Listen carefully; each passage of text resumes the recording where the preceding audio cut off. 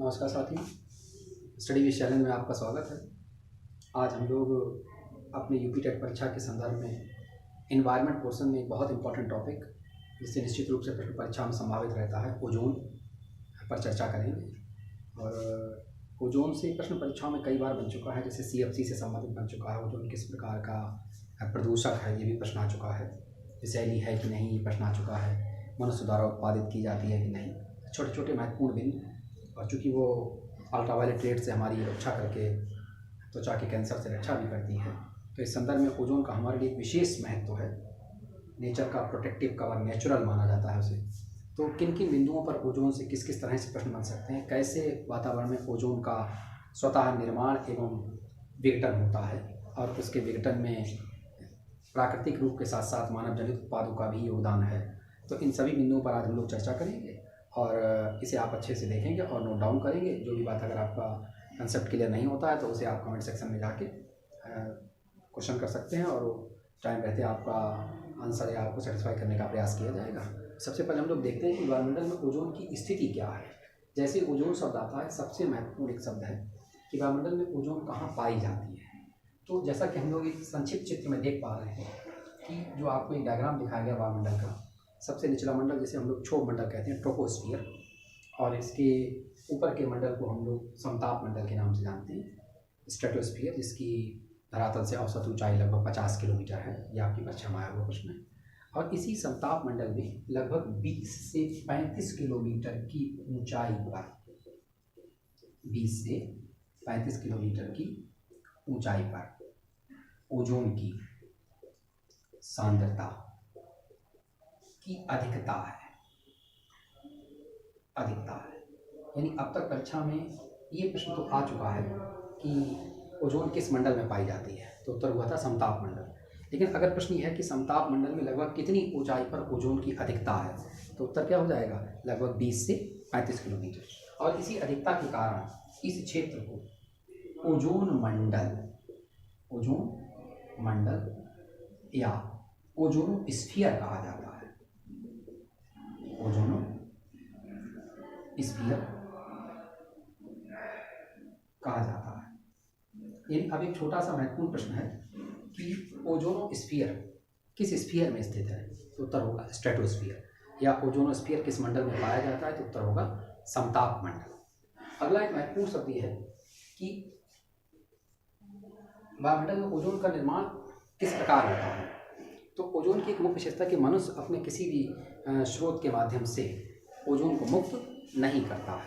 तो मुख्यतः ओजोन वायुमंडल में, समताप मंडल में स्वतः बनती है और स्वतः ही नष्ट होती रहती है। इसके बनने की एक प्राकृतिक प्रक्रिया है, जिस पर हम लोग अभी चर्चा करेंगे। यद्यपि उसके क्षय में प्रकृति के साथ साथ मनुष्य का भी योगदान है। यानी एक महत्वपूर्ण शब्द क्या है, सबसे महत्वपूर्ण जो बात है कि ओजोन एक विषैली गैस है। एक विषैली गैस है। अगला एक महत्वपूर्ण शब्द, यह एक प्रकार का द्वितीय प्रदूषक है, सेकेंडरी पॉल्यूटेंट। क्योंकि आज हम लोगों का टॉपिक प्रदूषण नहीं है, इसलिए इस पर चर्चा नहीं होगी, लेकिन फिर भी आप संक्षिप्त में इस बात को जानेंगे कि प्रदूषकों को उनके उत्पत्ति स्रोतों के आधार पर जब दो वर्गों में विभाजित किया जाता है, तो कुछ प्रदूषक होते हैं प्राथमिक और कुछ होते हैं द्वितीय। संक्षेप में अभी इतना आपके लिए, जो प्रदूषक स्वयं सीधे स्रोत से निकलकर वायुमंडल को प्रदूषित करते हैं, वो कौन कहलाते हैं, प्राथमिक प्रदूषक।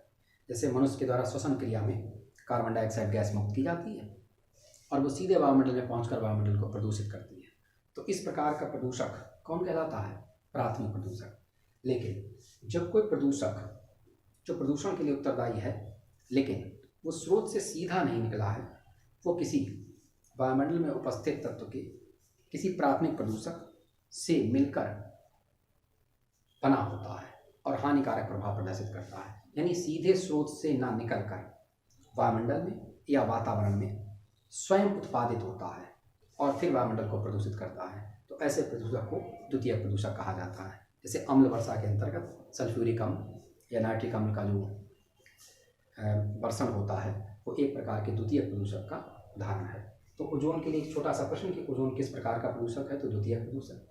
ओजोन विषैला है कि नहीं, तो ओजोन एक विषैली गैस है। यद्यपि एक महत्वपूर्ण शब्द, यद्यपि ओजोन विषैली है और वो एक सेकेंडरी प्रकार का पॉल्यूटेंट है, लेकिन मनुष्य के लिए वो हानिकारक नहीं मानी जाती है, क्योंकि मनुष्य उसके हानिकारक प्रभाव क्षेत्र में नहीं आता है। ये भी एक महत्वपूर्ण बात है, ओजोन मनुष्य के लिए हानिकारक नहीं मानी जाती है, क्योंकि मनुष्य उसके हानिकारक प्रभाव क्षेत्र में नहीं आता है। प्राय वो हमारी लाभदायक मानी जाती है, क्योंकि वो हमें अल्ट्रावायलेट रेस से प्रोटेक्शन करके हमारी अनेक बीमारियों से रक्षा भी करती है, और पृथ्वी तक सूर्य की बहुत बड़ी ऊर्जा को पहुंचने से रोककर धरातल के तापमान को अंशतः कम करने में भी सहयोगी है। यद्यपि इसके दूसरे भी पक्ष हैं, अगर वो पॉजिटिव है तो उसका कुछ नेगेटिव एस्पेक्ट भी है।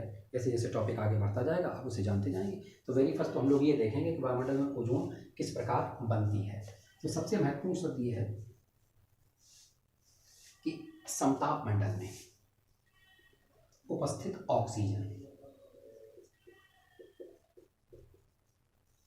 सूर्य के प्रकाश की परावैंगनी किरणों, जिन्हें आप अल्ट्रावायलेट रेज कह सकते हैं, से क्रिया करके स्वतः ओजोन का निर्माण करती है। और ये प्रक्रिया कुछ इस प्रकार से होती है, ऑक्सीजन फोटॉन को एब्जॉर्ब करती है और ऑक्सीजन का अणु ऑक्सीजन के परमाणुओं में मुक्त हो जाता है, और ये ऑक्सीजन के मुक्त परमाणु पुनः ऑक्सीजन से क्रिया करके ओजोन का निर्माण करते हैं। यानी समताप मंडल में परावैंगनी किरणों के साथ क्रिया करके जो ऑक्सीजन है वही किसका निर्माण करती है, ओजोन का स्वतः निर्माण करती है। ये ओजोन के निर्माण की एक प्राकृतिक क्रिया है। लेकिन यहीं पर मुक्त हुए ऑक्सीजन परमाणुओं को एक दूसरा जो क्रम रहता है कि यही ऑक्सीजन परमाणु ओजोन से क्रिया करके पुनः ऑक्सीजन में परिवर्तित हो जाती है। इस प्रकार ऑक्सीजन का ओजोन में और ओजोन का ऑक्सीजन में निरंतर परिवर्तन चलता रहता है। तो प्रकृति में समताप मंडल में ओजोन निरंतर बनती रहती है और निरंतर क्षय होती रहती है। यद्यपि ओजोन का ये जो क्षय है वो प्राकृतिक प्रकार का है, इसके अतिरिक्त ओजोन का क्षय मानव जनित भी होता है, जो कि हमारे लिए प्रदूषण टॉपिक के अंतर्गत एक महत्वपूर्ण हिस्सा होगा। तो अभी हम लोगों ने ये जाना है कि ओजोन का निर्माण वायुमंडल में स्वतः या प्राकृतिक रूप से होता है। मनुष्य के द्वारा ओजोन का उत्पादन प्रायः नहीं किया जाता है। ओजोन एक प्रकार की विषैली और द्वितीय प्रदूषक प्रभाव रखने वाली गैस है। कहाँ पाई जाती है, तो समताप मंडल में पाई जाती है। अधिकता इसकी कहाँ होती है, तो 20 से 35 किलोमीटर के बीच होती है। अगला एक महत्वपूर्ण शब्द है जो आपकी परीक्षा में प्रश्न बन चुका है कि ओजोन की सांद्रता की इकाई, ओजोन की सांद्रता की इकाई। तो ये बहुत ही प्रचलित शब्द आपने सुना भी होगा, डॉप्सन। यानी ओजोन की सांद्रता की इकाई कौन है, डॉप्सन है। सांद्रता की इकाई डॉप्सन, ये प्रश्न आपके यहाँ बन चुका है। तो इससे संभावित एक अगला प्रश्न कि वायुमंडल में औसत लगभग कितने डॉप्सन ओजोन पाई जाती है। तो इसका एक सटीक उत्तर है 300 डॉप्सन, लगभग 300 डॉप्सन ओजोन वायुमंडल में औसत रहती है। यानी वायुमंडल में औसत समताप मंडल के अंतर्गत कितनी ओजोन पाई जाती है, तो उत्तर होगा लगभग 300 डॉप्सन। फिर कभी कभी प्रश्न आता है कि किसी स्थान पर ओजोन छिद्र हो गया है, तो ओजोन छिद्र को आप किस संदर्भ में देखेंगे। ओजोन छिद्र का अर्थ पहले तो परीक्षा में कई बड़ी परीक्षाओं में प्रश्न बन चुका है कि ओजोन छिद्र क्या होता है। तो ओजोन छिद्र का अर्थ कोई सुराख या होल होना नहीं है। यद्यपि किसी स्थान विशेष के समताप मंडल में ओजोन की सांद्रता का घटना ही ओजोन छिद्र कहलाता है। लेकिन इसके लिए सांद्रता कितनी हो जाए एक पर्टिकुलर मापक दिया गया है। जब सांद्रता उस मापक स्तर तक पहुंच जाती है तो उस क्षेत्र विशेष को ओजोन छिद्र के रूप में संबंधित या संबोधित किया जाता है। तो सबसे महत्वपूर्ण शब्द तो यह है, ओजोन छिद्र का अर्थ है किसी स्थान विशेष के समताप मंडल में ओजोन की सांद्रता का लगभग 220 डॉप्सन या इससे कम। यानी सामान्य अर्थों में जब प्रश्न है कि ओजोन छिद्र क्या है, तो ओजोन की सांद्रता का घटना है। लेकिन अगर प्रश्न होगा कि ओजोन छिद्र की सांद्रता, ओजोन छिद्र में ओजोन की सांद्रता लगभग कितनी होती है, 200 डॉप्सन, 300 डॉप्सन, 220 डॉप्सन, तो औसत क्या आएगा, लगभग 220 डॉप्सन। यानी किसी स्थान पर अगर समताप मंडल में ओजोन 300 डॉप्सन औसत से घटकर 220 तक के स्तर पर आ जाती है, तो हम क्या कहेंगे कि इस स्थान पर ओजोन छिद्र हो गया है। और उस सबसे बड़े ओजोन छिद्र का पता 1985 में, सन 1985 में ब्रिटिश वैज्ञानिकों के द्वारा, ये महत्वपूर्ण सा, परीक्षा में पूरा कथन सही आता है, ब्रिटिश की जगह अमेरिकन कर दिया जाता है। ब्रिटिश वैज्ञानिकों के द्वारा अंटार्कटिका महाद्वीप के ऊपर समताप मंडल में लगाया गया है। अंटार्कटिका महाद्वीप के समताप मंडल में लगाया गया। ये आप सब ध्यान रखेंगे कि सबसे बड़े ओजोन क्षेत्र का पता, क्योंकि परीक्षा में अपना प्रश्न आ चुका है कि सबसे बड़ा ओजोन क्षेत्र कहाँ है, तो अंटार्कटिका महाद्वीप पर। तो किसके द्वारा पता लगाया गया, तो ब्रिटिश वैज्ञानिकों के द्वारा सन 1985 में।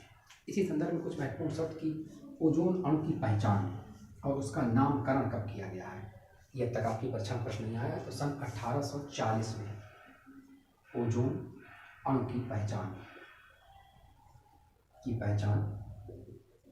एवं नामकरण, ये एक महत्वपूर्ण शब्द आपके लिए कि किस वर्ष ओजोन की पहचान की गई, तो 1840 सन 1840 में, और उसका नाम दिया गया है। जैसे ओजोन का नाम आता है तो अगला शब्द आता है ओजोन कहाँ पाई जाती है, तो समताप मंडल में। तो एक बहुत महत्वपूर्ण शब्द, सन 1900 में समताप मंडल की पहचान की पहचान। जब ये प्रश्न हो जाता है कि ओजोन कहाँ पाया जाता है, समताप मंडल में, तो अगला महत्वपूर्ण प्रश्न सामान्य परीक्षाओं में रहता है कि ओजोन को सर्वाधिक क्षति या ओजोन सर्वाधिक विनाश के लिए कौन सा मानव जनित कारक उत्तरदायी है, तो उत्तर हो जाता है CFC। तो CFC का आविष्कार ये सन 1920 में किया गया। CFC जिसे आप जानते हैं फ्लोरोकार्बन का आविष्कार 1920, CFC का आविष्कार 1920 में किया गया है। फिर चूंकि अभी हम लोगों ने पहले जाना कि वायुमंडल में ओजोन का जो विनिमय होता है वो प्राकृतिक रूप से होता है, तो ओजोन के इस प्राकृतिक रूप से विनिमय के संदर्भ में जो वक्र, जो कर्व हमें इस ओजोन की पूरे बनने की प्रक्रिया को दर्शाता है, उसे चैपमैन वक्र के नाम से जाना जाता है। ये अब तक आपकी परीक्षा में प्रश्न नहीं बना, लेकिन संभावित प्रश्न। तो 1930 में ओजोन की प्राकृतिक प्रतिक्रिया संबंधी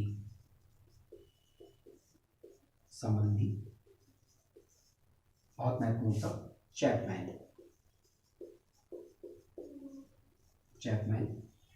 वक्र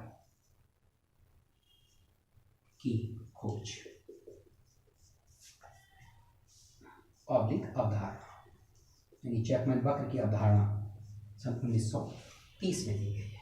ये चैपमैन वक्र जिसके माध्यम से हम वायुमंडल में ओजोन की सांद्रता कितनी है, जब डॉप्सन यूनिट में मापते हैं विभिन्न प्रकार के उपकरणों के माध्यम से, तो वो वायुमंडल में ओजोन की हमें प्रतिक्रिया को दर्शाता है। तो चैपमैन डॉप्सन के अलावा एक बड़ा शब्द जिसे आप अपने ओजोन के संदर्भ में ध्यान रखेंगे। इसके पश्चात एक महत्वपूर्ण शब्द, चूँकि CFC का आविष्कार होने के पश्चात समताप मंडल में ओजोन में क्षय की जब ये बात सामने आई है, वैज्ञानिकों के द्वारा खोजी गई, तो एक महत्वपूर्ण शब्द आया कि कैसे ओजोन का संरक्षण किया जाए। तो इस संदर्भ में सर्वप्रथम सन 1985 में वियना सम्मेलन, वियना जो ऑस्ट्रिया की राजधानी है, वियना सम्मेलन का आयोजन ओजोन संरक्षण के संदर्भ में किया गया। वियना समझौता पूरे विश्व में 1988 से लागू है। तो यदि आपसे प्रश्न होगा कि वियना सम्मेलन या समझौता संबंधित है, तो उत्तर क्या हो जाएगा, वियना सम्मेलन या समझौता संबंधित है, तो उत्तर हो जाएगा ओजोन परत संरक्षण के संदर्भ में। फिर एक अगला बहुत महत्वपूर्ण शब्द, ओजोन संरक्षण का जो प्रथम वैश्विक स्तर का अंतर्राष्ट्रीय प्रयास माना जाता है, वो मॉन्ट्रियल सम्मेलन माना जाता है। मॉन्ट्रियल सम्मेलन, मॉन्ट्रियल जो कि कनाडा में है, मॉन्ट्रियल सम्मेलन 1987। और मॉन्ट्रियल सम्मेलन में ओजोन के संरक्षण के संदर्भ में जिन प्रस्तावों को पास किया गया उन्हें मॉन्ट्रियल प्रोटोकॉल के नाम से जाना जाता है। Montreal protocol. यहाँ पर एक छोटा सा कन्फ्यूजन जो आपको ध्यान देना है, अगर प्रश्न होगा मॉन्ट्रियल सम्मेलन या मॉन्ट्रियल प्रोटोकॉल किस वर्ष आयोजित किया गया या बना, तो उत्तर क्या होगा 1987। लेकिन अगर प्रश्न होगा मॉन्ट्रियल प्रोटोकॉल, मॉन्ट्रियल प्रोटोकॉल प्रभावी और लागू हुआ तो ये शब्द होगा 1 जनवरी 1989। ये आप विशेष ध्यान देंगे, मॉन्ट्रियल प्रोटोकॉल के लिए आपको 2 वर्ष ध्यान रखने हैं, 1987 और 1989, 1 जनवरी 1989। अगला एक महत्वपूर्ण शब्द क्या है कि चूँकि मॉन्ट्रियल सम्मेलन का आयोजन 16 सितंबर 1987 को किया गया था, तो इस मॉन्ट्रियल सम्मेलन की स्मृति में जो आप जानते हैं कि विश्व ओजोन परत अंतर्राष्ट्रीय ओजोन परत संरक्षण दिवस 16 सितंबर को आयोजित किया जाता है, तो संयुक्त राष्ट्र संघ के द्वारा सन 1994 में 16 सितंबर को अंतर्राष्ट्रीय ओजोन परत संरक्षण दिवस घोषित किया गया। 1994 में घोषित किया गया। और जहाँ तक अगर भारत का संदर्भ देखें तो भारत के द्वारा सन 1992 में मॉन्ट्रियल प्रोटोकॉल पर हस्ताक्षर किए गए। ये भी आपके लिए महत्वपूर्ण शब्द, 1992 में भारत के द्वारा मॉन्ट्रियल प्रोटोकॉल पर हस्ताक्षर, यानी भारत ने मॉन्ट्रियल प्रोटोकॉल को कब स्वीकार किया? मॉन्ट्रियल प्रोटोकॉल पर हस्ताक्षर किए।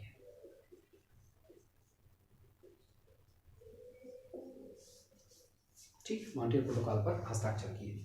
और इसी टॉपिक को आगे बढ़ाते हुए हम लोगों को देखना होगा कि कैसे ओजोन का प्राकृतिक रूप से क्षय होता है और उसके पश्चात किस प्रकार से ओजोन का मानव जनित स्रोतों के माध्यम से उत्पन्न प्रदूषकों के द्वारा ओजोन का क्षय होता है। तो इसके संदर्भ में सबसे पहले हम लोगों को देखना है प्राकृतिक क्षय और उसके पश्चात देखना है मानव जनित स्रोतों से क्षय।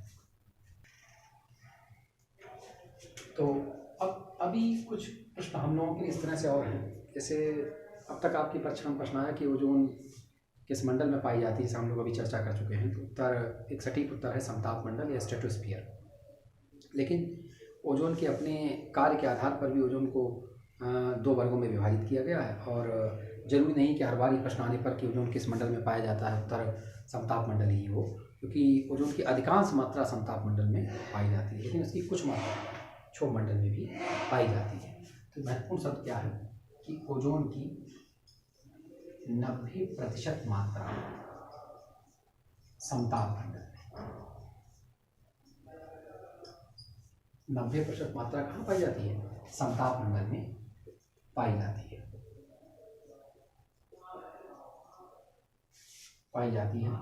जो अल्ट्रावायलेट रेस यानी पराबैंगनी किरणों को अवशोषित करके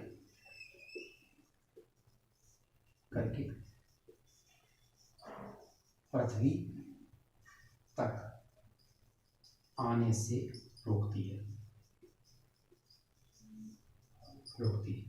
तो समताप मंडल की जो 90% ओजोन है वो पराबैंगनी किरणों को अवशोषित करके पृथ्वी तक आने से रोकती है। ओजोन के इस लाभदायक प्रभाव के कारण समताप मंडल की इस ओजोन को अच्छी ozone in the sense of good ozone, इसे जी ओजोन के नाम से भी जाना जाता है। यानी अगर अब आपके लिए परीक्षा में प्रश्न होगा कि ओजोन का लाभदायक प्रभाव किस मंडल में प्रदर्शित होता है, तो उत्तर क्या होगा? समताप मंडल में। और ओजोन की अधिकांश मात्रा किस मंडल में पाई जाती है? तो भी समताप मंडल में। यानी अगर एक प्रश्न और हो सकता है कि ओजोन पराबैंगनी किरणों को वायुमंडल के किस मंडल में मुख्यतः अवशोषित करती है, तो उत्तर क्या होगा? समताप मंडल। या एक सधा हुआ प्रश्न कि जी ओजोन पाई जाती है, तो उत्तर क्या होगा? समताप मंडल। इसी प्रकार ओजोन की जो रेस्ट 10% मात्रा है, यानी शेष 10% ओजोन समताप मंडल की क्षोभ मंडल की ऊपरी सीमाओं में पाई जाती है। यानी क्या? ट्रोपोस्फियर, क्षोभ मंडल की ऊपरी सीमाओं में पाई जाती है। यानी अब अगर प्रश्न इस तरह से एडजस्ट होता है कि ओजोन पाई जाती है क्षोभ मंडल, समताप मंडल, ए और बी दोनों, या इनमें से कोई नहीं, तो इस प्रश्न का ज़्यादा सटीक या सही उत्तर होना चाहिए ए और बी दोनों। यानी अगर लाभदायक ओजोन पाई जाती है तो समताप मंडल, पृथ्वी के पराबैंगनी किरणों से रक्षा करने वाली ओजोन पाई जाती है तो उत्तर होना चाहिए समताप मंडल। और हानिकारक किरणों को रोकने के लिए उत्तरदायी ओजोन विद्यमान है। तो उत्तर क्या होगा? समताप मंडल। लेकिन अगर प्रश्न होगा ओजोन की आंशिक मात्रा जो क्षोभ मंडल में पाई जाती है लगभग कितनी है, तो उत्तर होगा 10%। अच्छा, ये 10% ओजोन जो क्षोभ मंडल में पाई जाती है ये पृथ्वी से परावर्तित पार्थिव विकिरण, जो एक प्रकार का दीर्घ तरंग है, पार्थिव विकिरण, पार्थिव सामान्य अर्थ होता है पृथ्वी से संबंधित या पृथ्वी से बना हुआ, तो उसके लिए शब्द कौन होता है? पार्थिव। जो एक प्रकार की कौन सी तरंग है? दीर्घ तरंग है। सूर्य से आने वाली तरंग लघु तरंग और पृथ्वी से होकर परावर्तित होने जाने वाली सौर विकिरण कौन कहलाता है? पार्थिव विकिरण कहलाता है। ये प्रकार की दीर्घ तरंग की आंशिक मात्रा को अवशोषित करके, आंशिक मात्रा को अवशोषित करके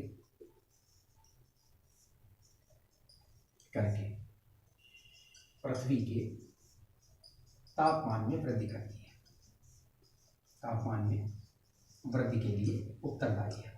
और जैसा कि हम लोग जानते हैं कि पृथ्वी के तापमान में वृद्धि को ही वैश्विक तापमान वृद्धि या ग्लोबल वार्मिंग के संदर्भ में देखा जाता है। ग्लोबल वार्मिंग कौन है? पृथ्वी के तापमान में वृद्धि होना। तो अगर कोई भी फैक्टर, कोई भी कारक अगर ग्लोबल वार्मिंग के लिए उत्तरदायी है तो वो हमारे वायुमंडल के लिए हानिकारक माना जाता है। तो इस प्रकार ये ओजोन अपने इस प्रभाव के कारण जो वापस जाते हुए पार्थिव विकिरण को अवशोषित करके पृथ्वी को कुछ गर्म रखने में, तापमान वृद्धि में अपना आंशिक योगदान करती है। इस कारण इस ओजोन को बुरी ओजोन कहा जाता है। बुरी ओजोन का अर्थ हो जाएगा बैड ओजोन, और इस संदर्भ में इसे नाम दिया गया है, इस संदर्भ में इसे नाम दिया गया है बी ओजोन। ठीक, तो इस प्रकार से अब ओजोन को हम दो वर्गों में विभाजित कर सकते हैं, एक जी ओजोन एवं बी ओजोन। ठीक, और प्रश्न है अगर बी ओजोन पाई जाती है तो उत्तर होगा समताप मंडल, क्षोभ मंडल, और अगर जी ओजोन पाई जाती है तो उत्तर होगा समताप मंडल।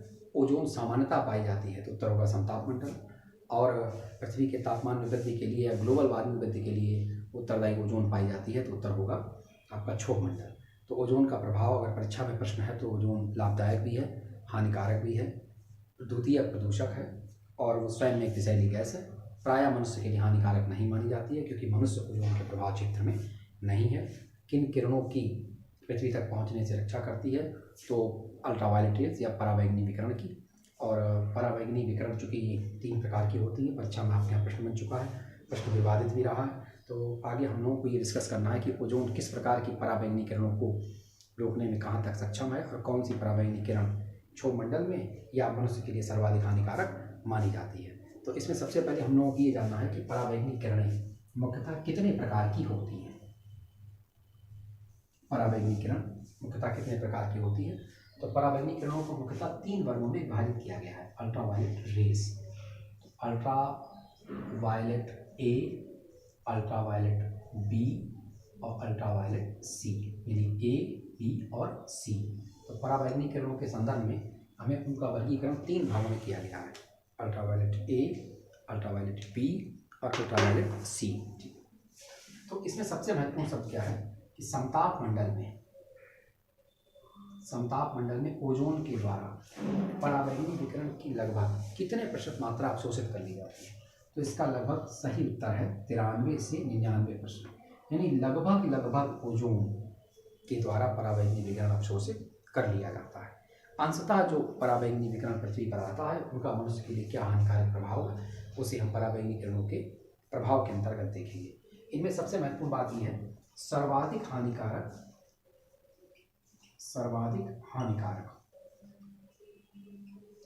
अल्ट्रावायलेट रेज है, तो उत्तर होगा सी। यानी अगर प्रश्न होगा मनुष्य के लिए सर्वाधिक हानिकारक पराबैंगनी किरण कौन सी है तो उत्तर बी होगा। लेकिन अगर एक कॉमन क्वेश्चन होगा कि सर्वाधिक हानिकारक पराबैंगनी विकिरण कौन सा है तो उत्तर क्या होगा? सी। लेकिन ओजोन के द्वारा सी लगभग अवशोषित कर ली जाती है, यानी ओजोन के द्वारा किस पराबैंगनी विकिरण का सर्वाधिक अवशोषण होता है तो उत्तर होगा अल्ट्रावायलेट सी। तो चूंकि यद्यपि वो सर्वाधिक हानिकारक है लेकिन उसकी अधिकांश मात्रा या लगभग मात्रा उसकी ओजोन के द्वारा अवशोषित कर ली जाती है, अतः वो पृथ्वी के धरातल तक नहीं पहुंच पाती है, इसलिए मनुष्य उसके हानिकारक प्रभाव से प्रभावित नहीं होता है। तो पृथ्वी तक पहुंचने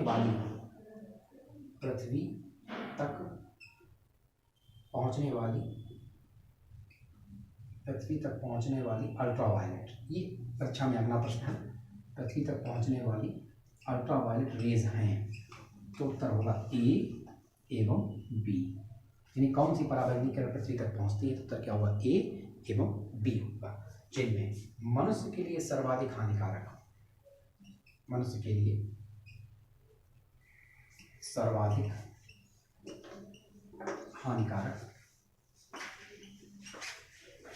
अल्ट्रावायलेट बी को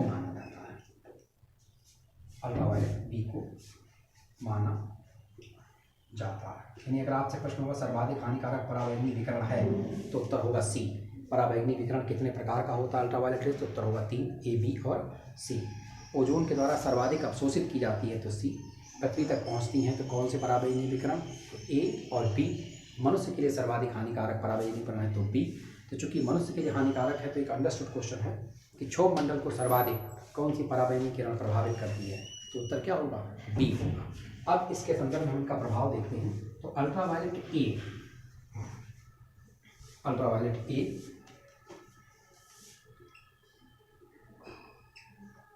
मनुष्य की त्वचा की जो एपिडर्मिस होती है, एपिडर्मिस, ठीक है, इसे हम लोग आप उपचार बोलते हैं, आपकी बाह्य त्वचा एपिडर्मिस को भेदने में समर्थ होती है, भेदने में सक्षम है।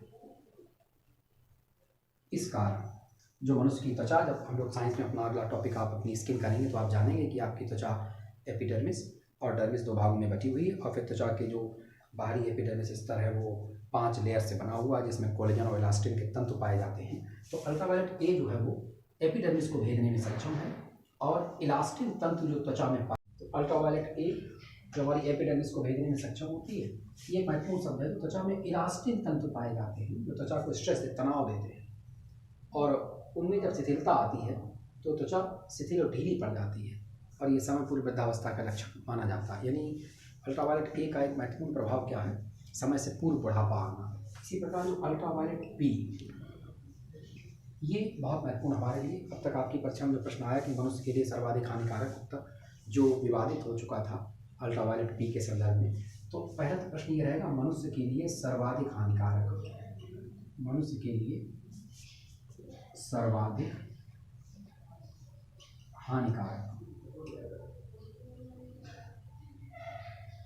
अल्ट्रावायलेट रेज है, तो उत्तर क्या होगा, अल्ट्रावायलेट बी।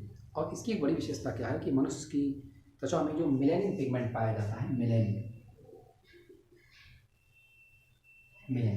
ये मेलानिन को प्रभावित करता है। तो ये अगर प्रश्न होगा कि कौन सी अल्ट्रावायलेट किरण या पराबैंगनी किरण मेलानिन की सक्रियता से संबंधित है, तो उत्तर क्या हो जाएगा, अल्ट्रावायलेट बी।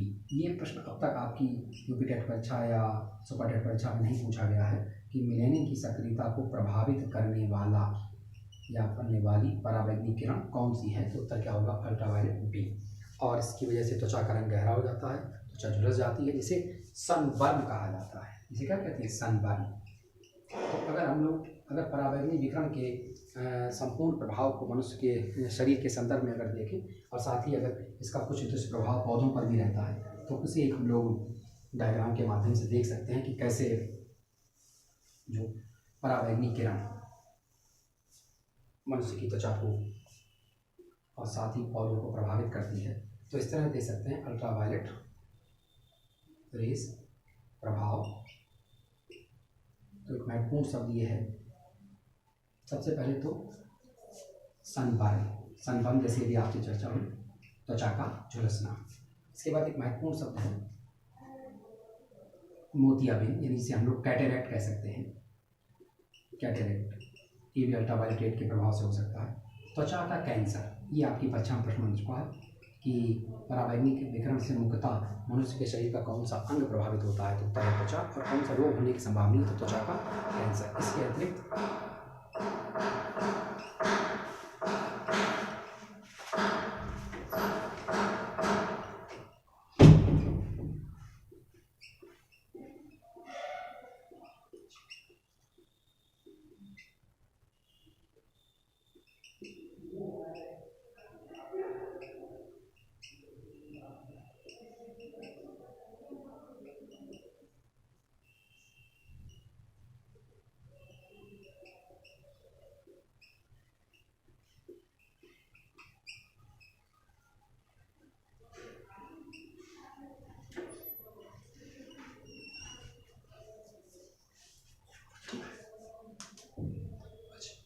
तो देखिए जैसे देखा हम लोग सनबर्न, कैटेरैक्ट, त्वचा का कैंसर, आनुवांशिक परिवर्तन, जीनी परिवर्तन, पौधों की पत्तियों का गिरना और पौधों की वृद्धि का रुकना, ये कुछ महत्वपूर्ण लक्षण हैं जो पराबैंगनी विकिरण के मनुष्य के शरीर के संदर्भ में और पौधों के संदर्भ में देखे जा सकते हैं। एक बात आप महत्वपूर्ण ध्यान देंगे, जैसे अब तक आपकी परीक्षा में प्रश्न आया कि पराबैंगनी विकिरण के प्रभाव से होने वाला रोग है, तो उत्तर आया था त्वचा का कैंसर या स्किन कैंसर। तो एक छोटा सा प्रश्न हो सकता है, सनबर्न, कैटेरैक्ट, त्वचा का कैंसर या मेलानिन सक्रियता, इनमें से कौन सा प्रभाव पराबैंगनी विकिरण का है या नहीं है? तो उत्तर क्या होगा? सभी होगा। तो ये हम लोगों ने ओजोन के द्वारा जो पराबैंगनी विकिरण का अवशोषण किया जाता है वो कितने प्रकार की होती है, पृथ्वी तक सर्वाधिक मात्रा में कौन सी पहुंचती है, कौन सी मनुष्य के लिए सर्वाधिक हानिकारक होती है, त्वचा में मेलानिन की सक्रियता को कौन सी पराबैंगनी किरण प्रभावित करती है, इन सब के विषय में आपने जाना है। और अब हम लोग आगे इसके साथ साथ इस टॉपिक में ये जानेंगे कि किस प्रकार से ओजोन के क्षय के लिए उत्तरदायी प्रदूषकों को जो मानव जनित होते हैं किन वर्गों में विभाजित किया गया है, जैसे फ्रेयान शब्द है, HCFC है, CFC है, और क्या उनके हानिकारक प्रभाव हैं, और कैसे कैसे आगे ओजोन संरक्षण के संदर्भ में जो समझौते किए गए हैं उन पे वैश्विक स्तर पर किस तरह से प्रयास किए जा रहे हैं। तो इसमें आगे एक महत्वपूर्ण शब्द अब ये है कि ओजोन के संदर्भ में जो सर्वाधिक विनाशक प्रदूषक माना गया है वो CFC को माना गया है, यानी क्या?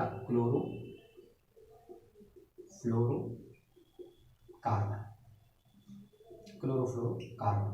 लेकिन ये मनुष्य के द्वारा जनित है, यानी ओजोन का क्षय प्राकृतिक एवं मानव जनित दोनों प्रकार से है, ये आप ध्यान देंगे। ओजोन का जब हम लोगों ने निर्माण किया था तो मूलतः ओजोन का निर्माण प्राकृतिक रूप से किया था, लेकिन जब ओजोन के क्षय की बात आएगी तो ओजोन का क्षय होता है प्राकृतिक रूप से और मानव जनित रूप से। प्राकृतिक रूप में अगर देखें तो ओजोन का क्षय मुख्यतः दो प्रकार से है, जिनमें से एक प्रकार हम लोगों ने जाना कि समताप मंडल में ओजोन स्वतः ऑक्सीजन के परमाणु से क्रिया करके ऑक्सीजन में परिवर्तित होती रहती है और ओजोन ऑक्सीजन में बदलती रहती है। इस प्रकार ओजोन का विनाश होता रहता है। इसके अतिरिक्त दूसरा एक महत्वपूर्ण शब्द और प्राकृतिक रूप से ओजोन क्षय का सौर कलंक, सनस्पॉट बोलते हैं जिसे, प्रत्येक जिसकी अवधि कितनी 11 वर्ष होती है। अब तक आपकी परीक्षा में प्रश्न नहीं आया है कि सौर कलंक की अवधि कितनी होती है, तब क्या होता है 11 वर्ष। प्रत्येक 11 वर्ष के पश्चात सूर्य की आंशिक क्रिया में कुछ वृद्धि हो जाती है और जिससे इस ऑक्सीजन के विघटन की दर में कुछ वृद्धि होती है और विघटित ऑक्सीजन के परमाणु समताप मंडल की ऑक्सीजन से ही क्रिया करके वो जो ऑक्सीजन को ओजोन में और पुनः ओजोन को ऑक्सीजन में बदलते हैं। तो इस प्रकार ओजोन की मात्रा का क्षय प्राकृतिक रूप से सौर कलंक के माध्यम से भी होता है। और अब मुख्य रूप से हम लोग बात करते हैं मानव जनित प्रदूषक या वो पदार्थ जो ओजोन के क्षय या विनाश के लिए उत्तरदायी माने जाते हैं। तो इनमें से सबसे महत्वपूर्ण शब्द जो आपने जाना अभी नंबर 1 पर है CFC, जिसे हम लोग क्लोरोफ्लोरोकार्बन के नाम से जानते हैं।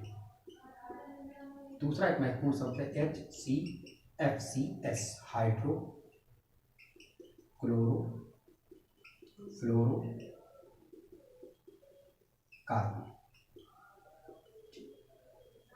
सबसे महत्वपूर्ण जरूरी है कि आपका टॉपिक का कंसेप्ट क्लियर हो कि टॉपिक से कैसे कैसे प्रश्न परीक्षा में आता है, किन किन बिंदुओं तक आ चुका है। जहाँ तक आ चुका है हमें उसे इस स्तर से 1 से 2 कदम आगे लेके जाना है।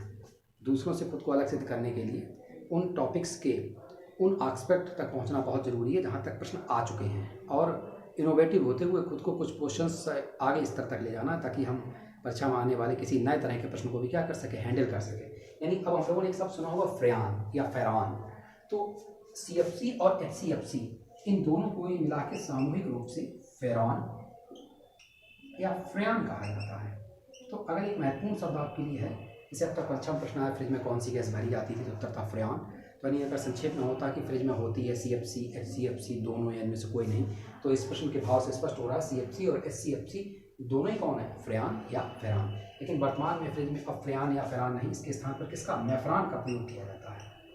ठीक, यानी वर्तमान में प्रशीतक उपकरणों में प्रयोग किया जाता है मैफ्रान। किसके स्थान पर, फ्रेयान के स्थान पर प्रशीतक उपकरणों में प्रयुक्त,